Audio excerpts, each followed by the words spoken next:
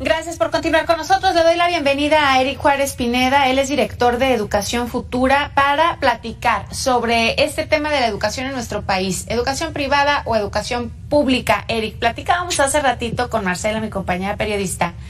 Pues, a ver, la inversión es grande, sí. Hay algunas escuelas que ofrecen una gran preparación para sus alumnos egresados de ellas, pero luego, como padres de familia, nos quedamos un poco con la duda de si estaremos invirtiendo bien o no nuestro dinero, porque al final los clientes, pues no somos nosotros, son los chavos que se insertan en el campo laboral. Eric, ustedes los expertos, ¿cómo ven el panorama?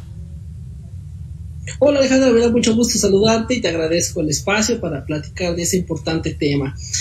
Las escuelas privadas en México, desafortunadamente, abonan a las desigualdades que existen en nuestro país. Aquellos que más tienen, más se les da, y quienes menos tienen, menos reciben. El boom de las escuelas privadas ha tenido un crecimiento a lo largo de los últimos años. En 2019-2020, en ese ciclo escolar, la matrícula de las escuelas privadas rebasaban los 5.617.000 alumnos. Vino la pandemia por cuestiones económicas, de salud y pérdida de empleo, de crisis en la economía, redujo la matrícula pues de manera significativa. Para el ciclo escolar 2020-2021 pasamos de los 5.600.000 alumnos a los 4.942.000 alumnos. Y bueno, conforme ha pasado el tiempo, se ha ido recuperando esto. Bueno, actualmente para el ciclo escolar 2022-2023 tenemos otra vez 5.333.000 alumnos aproximadamente. ¿Qué nos dice esto? Bueno, pues que justamente esta economía se va recuperando y que, bueno, una cosa es que se recupere, pero también otra cosa es la calidad de la educación que se imparte ahí.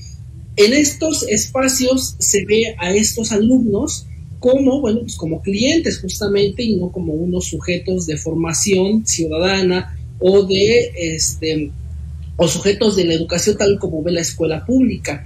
Aquí lo que vemos es una profunda desigualdad justamente entre la escuela pública y la escuela privada, y bueno, esto tiene que ver con muchísimos factores. En primer lugar, pues justamente con el ingreso económico o con los aspectos socioeconómicos que interfieren alrededor de todo ella. En segundo lugar también sobre pues la situación en la que están también los docentes que cobran en estas escuelas, y que bueno, pues tiene que ver mucho también con la calidad que se imparte dentro de ellas. Los padres de familia, como bien dices, están justamente en esta disyuntiva de que quiero más, o pareciera que entre más cara sea una escuela es mejor, y desafortunadamente los datos no nos indican eso, o al menos no en la mayoría de los centros educativos privados.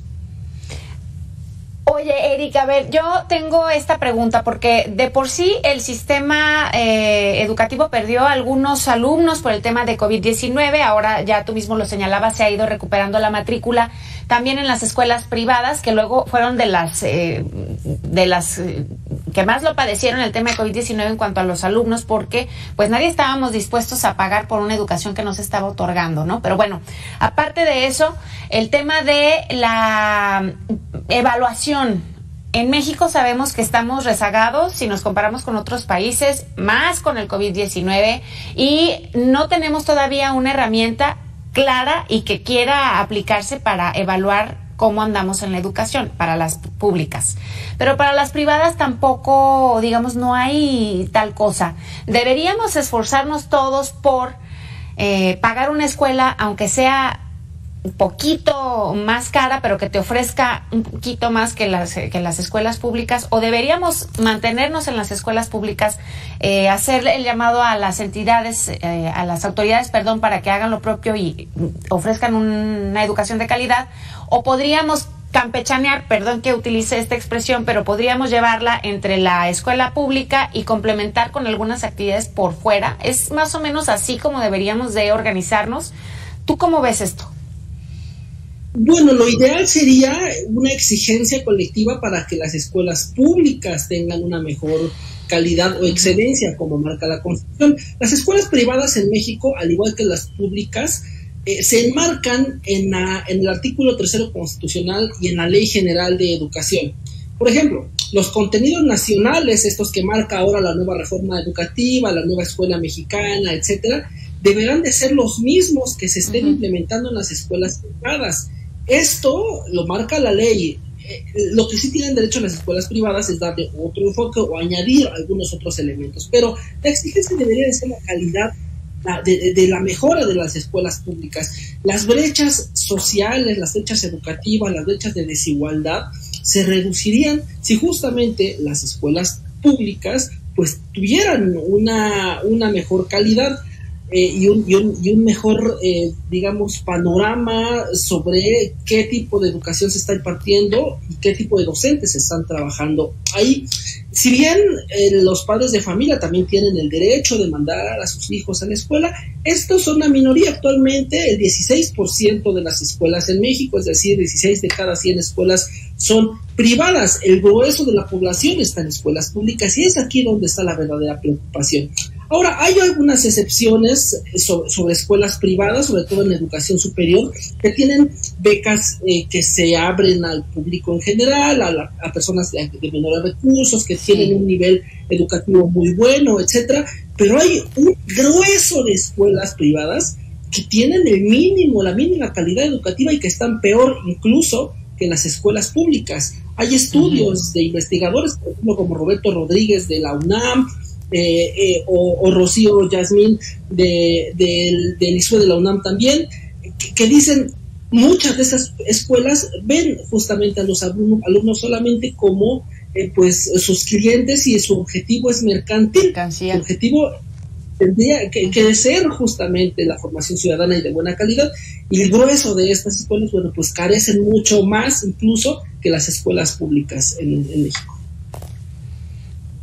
Oye, Eric, y por ahí también hay opiniones en torno a la inversión que implica para los padres de familia el tema de las escuelas privadas, y muchos dicen, la realidad es que no es que sea mejor o peor que la pública, sino que en las escuelas privadas se obtienen otro tipo de beneficios como las redes o lo que llamamos el networking, porque se empieza a conocer a gente que a lo mejor está en una posición socioeconómica privilegiada, y entonces con ello pues ya te armas tu futuro y no necesariamente por el conocimiento que adquieres en las escuelas. ¿Es así?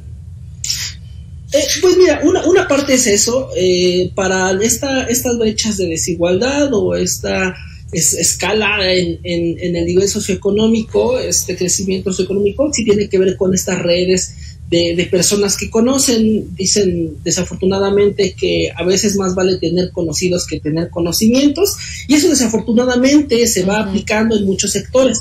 Ahora, ¿qué depende también del éxito o no de una persona? Las habilidades blandas. ¿Qué quiere decir esto?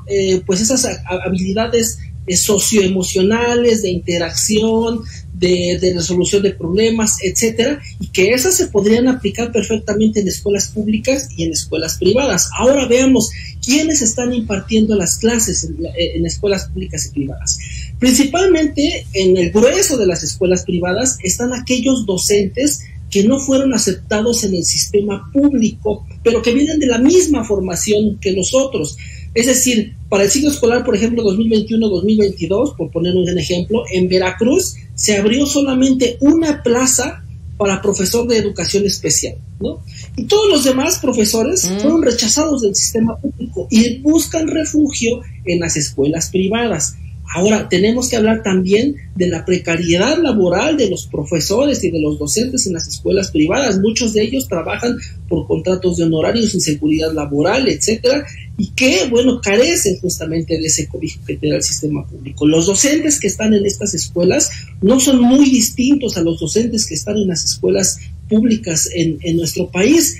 Muchos de ellos son refugiados porque no encontraron un sitio ahí, y bueno, pues la calidad entonces pues tiene que ver también con qué tipo de maestro está al frente de estas aulas, sobre todo en educación básica de las escuelas privadas, preescolar, primaria, secundaria y luego hasta bachillerato. Ya en universidades ya es otro tema, porque ahí sí se requieren perfiles que realicen investigación, que tengan publicaciones, etcétera, y aún así es muy cuestionable la calidad educativa de muchas de estas escuelas privadas, que son llamadas por las escuelas patito, ¿no? Que solamente buscan el beneficio económico, pero no justamente una buena calidad educativa. Oye, Eric, y para concluir, en lo que son peras o son manzanas, tenemos muchísimos ejemplos de personas exitosas, figuras públicas, figuras políticas, en fin, que son egresados de escuelas públicas, y también otro montón de ejemplos de lo mismo, pero de escuelas privadas. Así que más bien ahí es como apelar a la conciencia y a las posibilidades de cada familia, ¿no? Sí, muchos de estos personas formadas en escuelas públicas también vienen de familias privilegiadas o de un capital cultural más grande. ¿Qué quiere decir esto? Que, por ejemplo, también sus padres son profesionistas o que estudian una licenciatura, aunque sea en escuela pública, pero que tienen un capital muchísimo más grande o capital cultural muchísimo más grande. Sobre todo, y aquellos que vienen de escuelas privadas, bueno, pues con mayor razón. Este capital cultural también es parte, desafortunadamente, de la brecha de desigualdad, porque muchos alumnos o muchos egresados de escuelas públicas pues son primeras generaciones, aquellos que son los primeros en sus familias de ir a la universidad, que bueno, no tienen un capital o un perfil anterior, que ya tienen experiencia en ello.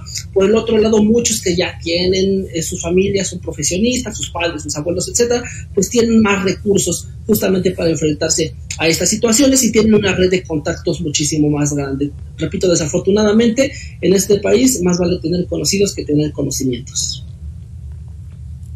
Pues sí, así están las cosas. Gracias, Eric, por tu participación esta tarde. Espero platicar contigo más adelante sobre este mismo tema.